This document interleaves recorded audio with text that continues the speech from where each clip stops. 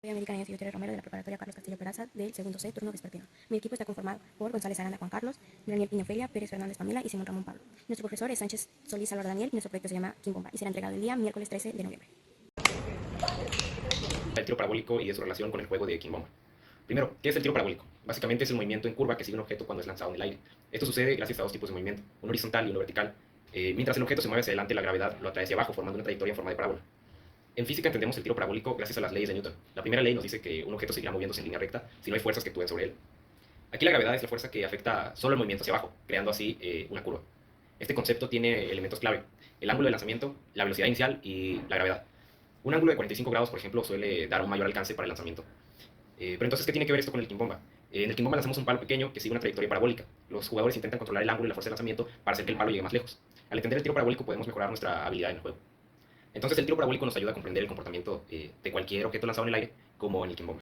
El tiro parabólico es el movimiento de un proyectil o un objeto que sigue la trayectoria curva bajo la acción de la gravedad. Su fórmula es la siguiente. Conceptos claves sobre este tema serían la gravedad, que es la fuerza que atrae a algunos objetos al centro de la Tierra; la velocidad inicial, que es la velocidad desde donde el proyectil se va a lanzar; la altura inicial, que es la altura de donde se va a lanzar el objeto; y la trayectoria, que es la ruta que sigue. Todos estos conceptos tienen relación entre sí. Por ejemplo, la gravedad y la velocidad inicial determinan la trayectoria, la altura inicial y la velocidad inicial determinan el alcance. Esto genera una fórmula que predice más o menos la trayectoria de un proyectil. Y bueno, dependiendo de la precisión de los datos, es la precisión del resultado. El tiro parabólico se utiliza en distintos contextos, como lo podría ser deportivo, de astronomía, de ingeniería y de física. Un ejemplo de esto sería cuando un niño lanza una pelota desde el suelo hacia arriba, y es que debido a su gravedad y a su velocidad inicial representa una ecuación parabólica. Otro ejemplo de esto podría ser el lanzamiento de un proyectil de un cañón, y es que el proyectil sigue una trayectoria parabólica debido a la velocidad inicial y la gravedad que este mismo presenta. El alcance o el punto de llegada final depende de la velocidad inicial y el ángulo de lanzamiento o incluso la altura. Y como último ejemplo tenemos el lanzamiento de un avión, y es que cuando este despega de una pista sigue una trayectoria parabólica. La explicación de esto más bien sería que la velocidad inicial y la gravedad que actúan sobre este pues son el ejemplo de una ecuación parabólica. Además, la altura y el alcance dependen mucho de la velocidad inicial y del ángulo de lanzamiento, o en este caso de donde sale.